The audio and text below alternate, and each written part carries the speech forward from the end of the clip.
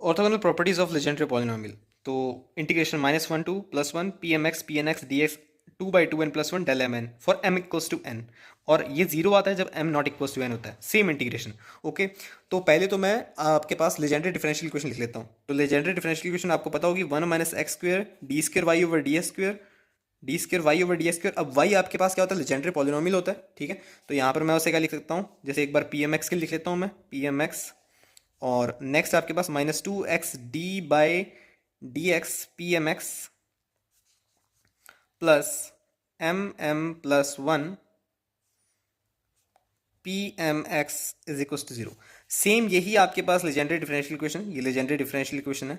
ठीक है। सेम ये लेजेंडरी डिफरेंशियल इक्वेशन मैं किस फॉर्म में लिख सकता हूँ? आप ऐसे भी लिख सकते हैं ऐसे। Also we can write the above differential equation as like this 1 - x² d/dx P M x. Okay. अब इसको सॉल्व करेंगे तो आपके पास वापस ये दो टर्म्स आ जाएंगी। ठीक है। तो इस तरीके से हम इसे कॉम्पैक्ट फॉर्म में लिख सकते हैं mm+1 P M X is equal to 0। Okay. Similarly okay, तो यहाँ पर जैसे कि मैंने पी एम एक्स के लिखी है, ठीक है, वैसे ही मैं पी एन एक्स के लिए भी लिख लेता हूँ। तो d/dx 1 - x² d/dx P N X. ठीक है। इस बार मैं पी एन एक्स के लिख रहा हूँ मैं, plus n+1 P N X is equal to 0। Okay. इतना बन गया आपके पास ये। ओके। तो आगे देखिए, यहाँ पर इस इक्वेशन को नाम देता हूँ first equation and second equation. ये आपके पास पी एम एक्स में है, ये आपके पास पी एन एक्स में है। फर्स्ट इक्वेशन को मल्टीप्लाई कर रहा हूँ मैं पी एन एक्स से, नेक्स्ट इक्वेशन को मल्टीप्लाई कर रहा हूँ पी एम एक्स से। ठीक है। ये मल्टीप्लिकेशन चलेगा और मल्टीप्लिकेशन ओके आपके पास ये कैसे दिखेगी? ये आपके पास फॉर्म बन जाएगी P M X d/dx 1 - x² d/dx P M oh, यहाँ पर P N X, P M X plus P N X mm+1 is equal to 0। Okay.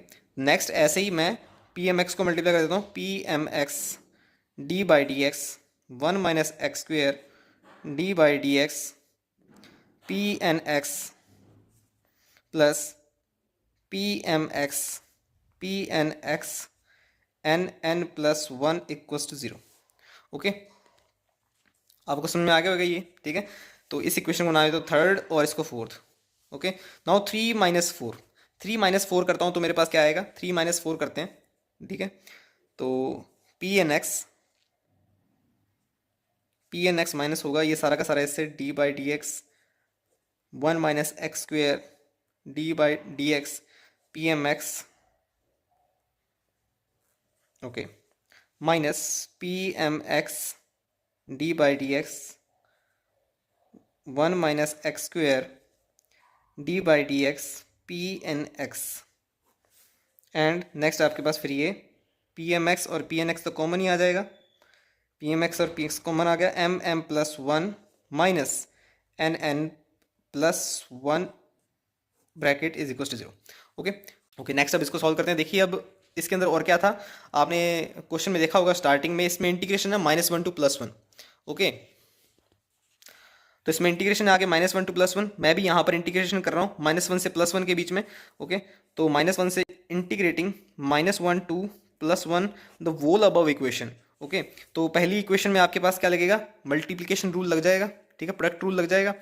Product rule apply करते हैं यहाँ पर।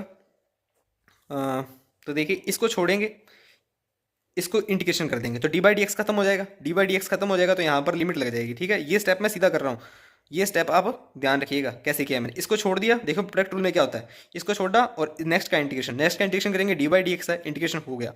ठीक है। तो आपके पास बच जाएगा 1 - x² d/dx P M X, और यहाँ पर लिमिट चल रही है -1 से +1। ठीक है। नेक्स्ट यहाँ पर भी वैसे ही इसको छोड़ा, इसको कर दिया। ठीक है। पी एम, और इसको कर देंगे हम 1 - x² d/dx P N X limit -1 to +1। ठीक है। हाँ मैं जानता हूँ कि आप सोच रहे हो कि इसका नेक्स्ट पार्ट भी होता है। ठीक है। तो पहले मैंने इसको छोड़ा, इसको कर दिया, फिर नेक्स्ट स्टेप में आपके पास माइनस आता होता है। माइनस आपके पास क्या होगा? इंटीग्रेशन -1 टू +1 पी इसका फिर आपके पास डेरिवेटिव, तो पी डैश लगा देता हूँ, पी डैश एन एक्स, और फिर इसका इंटीग्रेशन, इस चीज़ का इंटीग्रेशन, इस चीज़ का इंटीग्रेशन करेंगे तो आपके पास वापस यही आ जाएगा। तो 1 minus X square D by D X P M x. Okay, next आपके पास यहाँ पर इसका करेंगे तो माइनस पहले ही था इसके पास, तो माइनस माइनस प्लस हो जाएगा। ओके, तो यहाँ पर -1 टू +1, इसका आपके पास पी डैश एम, और फिर 1 माइनस एक्स स्क्वेयर, क्योंकि यहाँ पर तो डी बाई डी एक्स का इसका इंटीग्रेशन होगा, वापस से वही चीज़ आ जाएगी, D by D X P N X. ये पी एन एक्स और पी एम एक्स में थोड़ा सा ध्यान से, ठीक है, इसमें नहीं तो कन्फ्यूज़ हो जाओगे आप। ओके, अब आगे चलते हैं। देखिए नेक्स्ट टर्म आपके पास ये थी, तो नेक्स्ट टर्म इसको भी ले लेते हैं हमने, इंटीग्रेशन -1 टू +1, इसको भी काउंट कर लेते हैं, प्लस में आएगा ये पी एम एक्स और P N x. Okay, P M X और पी एन एक्स, और ये टर्म्स आपके पास बाहर रहेंगी, आपके पास कांस्टेंट आपके पास, ये कोई बात नहीं। चलो नेक्स्ट यहीं पर लिख लेते हैं इसको, M M plus one minus N N plus one, ये इंटीग्रेशन से बाहर कर दिया है मैंने, ठीक है। ये प्लस आपके पास क्या है, प्रोडक्ट में, इस हिसाब से, ठीक है। ये टर्म मैंने बाहर कर दिया और इसका इंटीग्रेशन कर दिया -1 से +1, और ये D X is equal to 0। Okay, तो अब आप देखिए यहाँ पर आपके पास ये टर्म्स कैंसिल आउट हो रही हैं, यहाँ पर ये पी डैश एन एक्स, यहाँ पर ये D by D X P N X, ठीक है, ये टर्म और ये टर्म। ओके, एक यहाँ पर 1 minus X square, 1 minus X square दोनों में कॉमन है, D by D X P M X, और यहाँ पर P dash M x. Okay, ये प्लस ये माइनस का, ओके, तो ये कैंसिल आउट हो गया आपके पास, ठीक है, ये कैंसिल आउट हो गया आपके पास, ये ठीक है, ये कैंसिल आउट हो गया। वैसे ही आप यहाँ पर ये देखिए, मुझे यहाँ पर लिमिट्स पुट करनी है। जब यहाँ पर मैं +1 पुट करूँगा तो एक्स स्क्वायर है, 1 माइनस 1 0 हो जाएगा, ठीक है। मैं यहाँ पर -1 पुट करूँगा तो -1 का स्क्वायर आपके पास वापस से +1 हो जाएगा, ये 0 हो जाएगा। तो मतलब कि ये आपके पास लिमिट पुट करने पर 0 हो जाएगा। ऐसे ही मैं जब यहाँ पर +1 पुट करूँगा तो ये आपके पास 1 माइनस 1 0 हो जाएगा, ठीक है। और जब मैं -1 पुट करूँगा तो -1 का स्क्वायर +1, तो ये 0 हो जाएगा। तो ये टर्म्स आपके पास क्या बन रही हैं, 0 बन रही हैं। तो मतलब कुल मिला के मेरे पास सिर्फ यही बनता है, यही बचता है मेरे पास सिर्फ, ठीक है। इसको मैं नेक्स्ट पेज पर लिख रहा हूँ अब। ओके, तो आपके पास ये इतना टर्म बच गया था, ठीक है। अब यहाँ पर अगर मैं कहूँ कि m not equals to n है, ठीक है, अगर m not equals to n है तो आपके पास क्या आएगा, देखिए यहाँ पर ये टर्म्स जो हैं आपके पास, ये तो कैंसिल होंगी नहीं। अगर m not equals to n है तो जरूर ही आपके पास ये टर्म 0 होगी। तो इसी से मेरे पास जो ऑर्थोगोनल प्रॉपर्टीज़ में था, उसमें मेरे पास जो दूसरा पार्ट था वो यहाँ पर प्रूफ हो गया, ठीक है। For P M x and P N X D X is equals to 0 for m not equals to n, ठीक है। ऐसे ही मैं इसका नेक्स्ट पार्ट करता हूँ, for m equals to n। तो यहाँ पर m इक्वल्स टू n का पार्ट करने वाला हूँ मैं यहाँ पर, ठीक है। तो यहाँ पर उससे पहले मैं लेजेंडरी पॉलिनोमियल के जो आपके पास जनरेटिंग फंक्शन होते हैं मैं उसको यूज़ करूँगा, ठीक है। तो मैं ये मान के चलता हूँ कि आपको जनरेटिंग फंक्शन भी आपको आते होंगे, ठीक है। जनरेटिंग फंक्शन यहाँ पर लेजेंडरी पॉलिनोमियल का क्या होता है, ठीक है, वो डायरेक्ट लिख रहा हूँ मैं, 1 minus 2xt plus T square की power -1/2 is equals to summation, यहाँ पर m के लिख रहा हूँ मैं, m0 to infinity T M P M x. Okay, और ऐसे ही मैं अगर इसको पी एन एक्स के लिए 1 minus 2xt plus T square -1/2 summation n0 to infinity t n p N x. Okay, अब इस इक्वेशन को नाम देता हूँ a, इसको देता हूँ मैं b, ठीक है।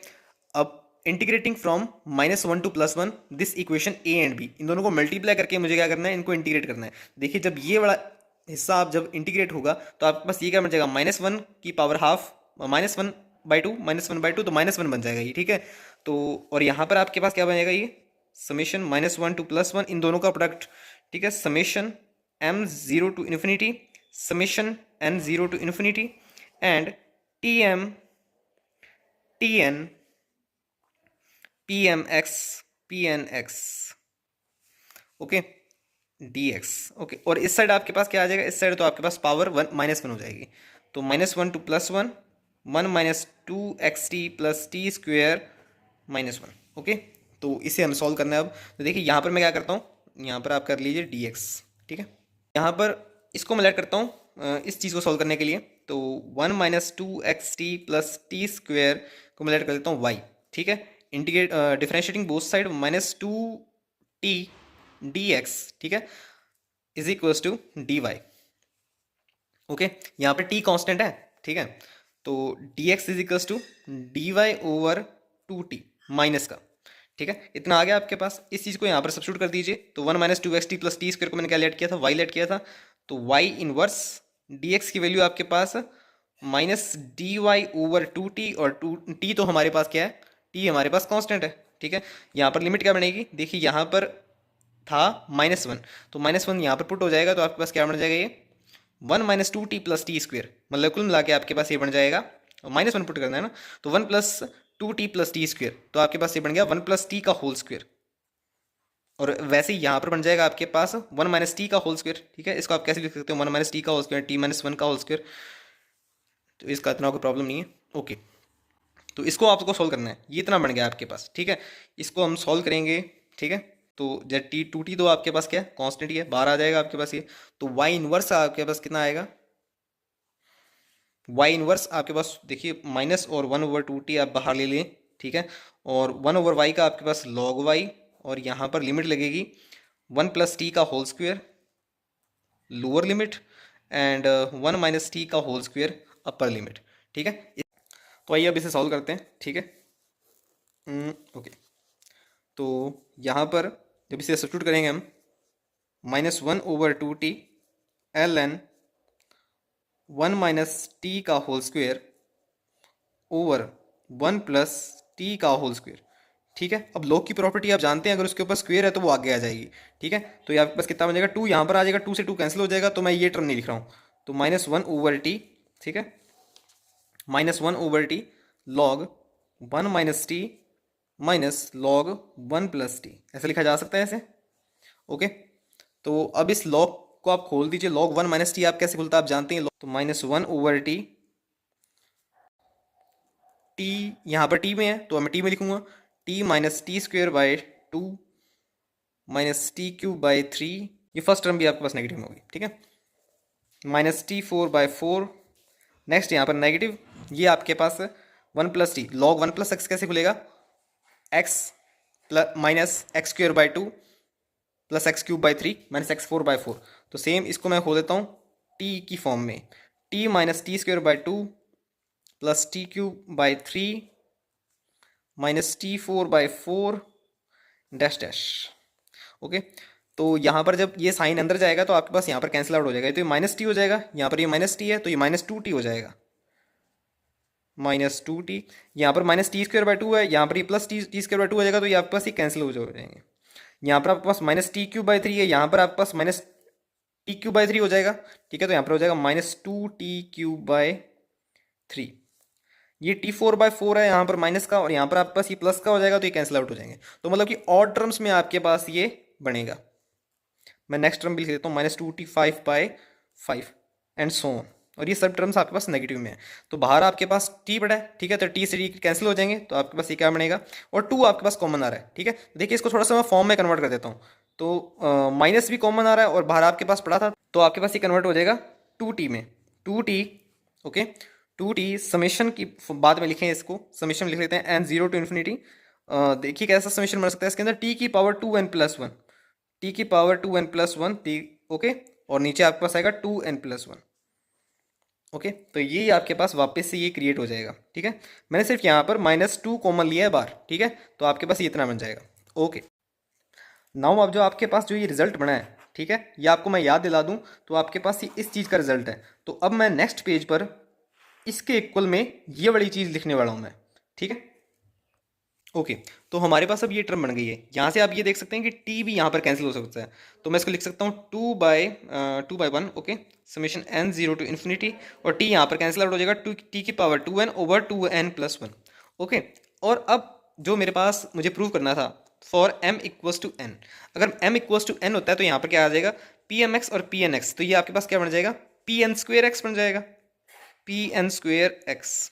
ठीक है, समेशन n0 टू इन्फिनिटी, अब दो समेशन लगाने का कोई मतलब नहीं है, और यहाँ पर टी एम और n इक्वल है, तो यहाँ पर ये t की पावर 2n हो जाएगा। ठीक है, dx यहाँ पर इंटीग्रेशन -1 टू +1।